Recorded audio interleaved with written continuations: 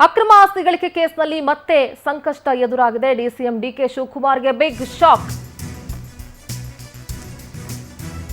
ಅಕ್ರಮ ಆಸ್ತಿ ಗಳಿಕೆ ಕೇಸ್ನಲ್ಲಿ ಮತ್ತೆ ಡಿಸಿಎಂ ಡಿಕೆ ಶಿವಕುಮಾರ್ಗೆ ಸಂಕಷ್ಟ ಎದುರಾಗಿದೆ. ರಾಜ್ಯ ಸರ್ಕಾರದ ಆದೇಶವನ್ನ ಪ್ರಶ್ನಿಸಿ ಸಿಬಿಐ ಅರ್ಜಿಯನ್ನ ಸಲ್ಲಿಸಿದೆ. ಸಿಬಿಐ ತನಿಖೆ ಹಿಂಪಡೆದ ಕುರಿತು ಅರ್ಜಿ ಸಲ್ಲಿಕೆಯನ್ನ ಮಾಡಲಾಗಿದೆ. ಸರ್ಕಾರದ ಆದೇಶವನ್ನ ಪ್ರಶ್ನಿಸಿ ಹೈಕೋರ್ಟ್ಗೆ ಸಿಬಿಐ ಅರ್ಜಿಯನ್ನ ಮೇಲ್ಮನವಿಯನ್ನ ಸಲ್ಲಿಸಿದೆ. ಡಿಸೆಂಬರ್ 22ರಂದು ಲೋಕಾಯುಕ್ತ ತನಿಖೆಗೆ ಆದೇಶಿಸಿತು ಸರ್ಕಾರ.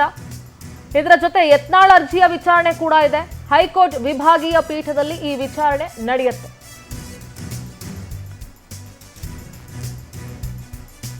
ಹೊಸ ವರ್ಷದ ಆರಂಭದಲ್ಲೇ ಡಿಸಿಎಂ ಡಿಕೆ ಶಿವಕುಮಾರ್ಗೆ ಅಕ್ರಮ ಆಸ್ತಿ ಗಳಿಕೆ ಕೇಸ್ನಲ್ಲಿ ಮತ್ತೆ ಸಂಕಷ್ಟ ಎದುರಾಗಿದೆ.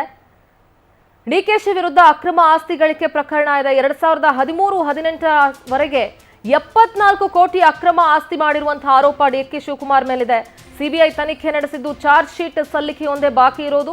ಈಗ ಚಾರ್ಜ್ ಶೀಟ್ ಅನ್ನು ಸಲ್ಲಿಸೋದಕ್ಕೆ ಕೂಡ ಸಿಬಿಐ ತಯಾರಿಯನ್ನ ಮಾಡ್ಕೊಳ್ತಾ ಇದೆ. 2017ರಲ್ಲಿ ಡಿಕೆಶಿ ವಾಸ್ತವ್ಯವಿದ್ದಂತಹ ರೆಸಾರ್ಟ್ ಮೇಲೆ ದಾಳಿ ಮಾಡಲಾಗಿತ್ತು. ಸದ್ಯ ನಮ್ಮ ಪ್ರತಿನಿಧಿ ಪುಟ್ಟರಾಜು ನೇರ ಸಂಪರ್ಕದಲ್ಲಿ ಜಾಯ್ನ್ ಆಗ್ತಾರೆ, ಮಾತನಾಡ್ತಾ ಹೋಗ್ತೀನಿ.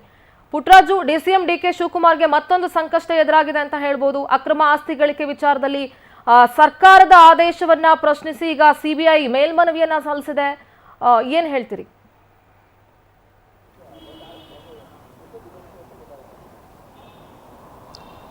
ಇಂದೂರ, ಏನಂದರೆ ಡಿಕೆಶಿಗೆ ಮತ್ತೆ ಸಂಕಷ್ಟ ಎದುರಾಗುತ್ತಾ ಅನ್ನುವಂತಹ ಪ್ರಶ್ನೆಗಳು ಮೂಡ್ತಾ ಇರುವಂಥದ್ದು. ಯಾಕೆ ಅಂತ ಹೇಳಿದ್ರೆ, ಏನು ರಾಜ್ಯ ಸರ್ಕಾರ ಒಂದು ಆದೇಶವನ್ನು ಮಾಡಿತ್ತು. ಡಿಕೆಶಿ ಅವರಿಗೆ ಮೇಲೆ ನಡೀತಾ ಇದ್ದಂಥ ಸಿಬಿಐ ತನಿಖೆಯನ್ನು ರದ್ದು ಮಾಡಿ ಅದನ್ನು ಲೋಕಾಯುಕ್ತ ತನಿಖೆಗೆ ಒಂದು ಆದೇಶವನ್ನು ಮಾಡಿತ್ತು. ಡಿಸೆಂಬರ್ 22ನೇ ತಾರೀಕು ಈ ಆದೇಶವನ್ನು ಮಾಡಿತ್ತು. ಇದಾದ ನಂತರದಲ್ಲಿ ಇದೀಗ ಸಿಬಿಐ ಸಹ ಒಂದು ರಿಟರ್ನ್ ಹಾಕ್ಕೊಂಡಿರುವಂಥದ್ದು. ಅಂದರೆ ಲೋಕಾಯುಕ್ತ ತನಿಖೆಗೆ ಏನು ಆದೇಶ ರಾಜ್ಯ ಸರ್ಕಾರ ಮಾಡಿದೆ, ಇದನ್ನು ರದ್ದು ಮಾಡಿ ನಮಗೆ ನೇರವಾದಂಥ ತನಿಖೆಗೆ ಒಂದು ಆದೇಶವನ್ನು ಮಾಡಬೇಕು ಅಂತೇಳಿ ಕೋರಿಕೆಯನ್ನು ಸಲ್ಲಿಸಿರುವಂಥದ್ದು.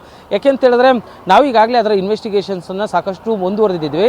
ಹೀಗಾಗಿ ಅದರ ತನಿಖೆಯನ್ನು ಸಂಪೂರ್ಣಗೊಳಿಸೋದಕ್ಕೆ ತಮಗೆ ಅವಕಾಶವನ್ನು ಮಾಡಿಕೊಡ್ಬೇಕು ಅನ್ನುವಂಥ ಒಂದು ಮನವಿಯನ್ನು ಸಹ ಈಗ ಸಿಬಿಐ ಮಾಡಿರುವಂಥದ್ದು. ಅದು ರಾಜ್ಯ ಹೈಕೋರ್ಟ್ನಲ್ಲಿ ಒಂದು ರೀತಿಯಾಗಿ ಪ್ರಶ್ನೆಯನ್ನು ಮಾಡ್ತಾ ಇರುವಂಥದ್ದು.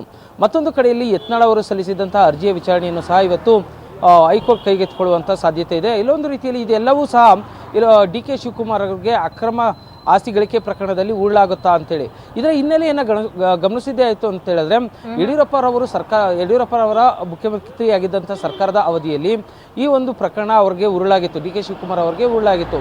ಅವರು ಏನು ಸಿಬಿಐ ತನಿಖೆಗೆ ಒಂದು ಆದೇಶವನ್ನು ಮಾಡಿದರು. ಆ ನಂತರದಲ್ಲಿ ಸಿಬಿಐನವರು ನಿರಂತರವಾಗಿ ಒಂದು ತನಿಖೆಯನ್ನು ನಡೆಸ್ಕೊಳ್ತಾ ಬಂದಿದ್ದರು. ಇದರ ರಿಪೋರ್ಟನ್ನು ಫೈನಲ್ ಆಗಿ ಸಹ ಸಬ್ಮಿಟನ್ನು ಮಾಡಿರಲಿಲ್ಲ. ಈ ನೆಲೆಯಲ್ಲಿ ಏನು ಸಿಬಿಐ ತನಿಖೆ ನಡೀತಾ ಇತ್ತು, ಇದು ಸರಿಯಾದಂತಹ ನಿಯಮಾವಳಿಗಳನ್ನು ಪಾಲಿಸಿಲ್ಲ ಅನ್ನುವಂತಹ ಒಂದು ನೆಪವನ್ನು ಇಟ್ಕೊಂಡಂಥ ಕಾಂಗ್ರೆಸ್ ಸರ್ಕಾರ ಮತ್ತು ಏನು ಸಚಿವ ಸಂಪುಟ ಸಭೆಯಲ್ಲಿ ಒಂದು ತೀರ್ಮಾನವನ್ನು ಕೈಗೊಂಡರು. ಡಿಕೆ ಶಿವಕುಮಾರ್ ಅವರ ಮೇಲಿನ ಏನು ಸಿಬಿಐ ತನಿಖೆಯನ್ನು ರದ್ದನಗೊಳಿಸಿದ್ರು. ಆ ರದ್ದನಗೊಳಿಸಿದ ನಂತರದಲ್ಲಿ ಒಂದು ಲೋಕಾಯುಕ್ತ ತನಿಖೆಗೆ ಒಂದು ಆದೇಶವನ್ನು ಸಹ ಮಾಡಿದರು. ಈ ವಿಚಾರಕ್ಕೆ ಸಂಬಂಧಪಟ್ಟ ಹಾಗೆ ಈಗ ಸಿಬಿಐ ಒಂದು ಮೇಲ್ಮನವಿಯನ್ನು ಸಲ್ಲಿಸಿರುವಂಥದ್ದು. ನಮಗೆ ತನಿಖೆಗೆ ಅವಕಾಶವನ್ನು ಮಾಡಿಕೊಡ್ಬೇಕು ಅನ್ನುವಂಥ ಒಂದು ಮೇಲ್ಮನವಿಯನ್ನು ಸಲ್ಲಿಸಿದೆ. ಇನ್ನೇನು ಕೆಲವೇ ಕ್ಷಣಗಳಲ್ಲಿ ಹೈಕೋರ್ಟ್ನಲ್ಲಿ ಈ ಅರ್ಜಿಯ ವಿಚಾರಣೆ ನಡೆಸುವಂಥ ಸಾಧ್ಯತೆಗಳು ನಿಚ್ಚಳವಾಗಿರುವಂಥದ್ದು. ಸಿಂಧೂರ.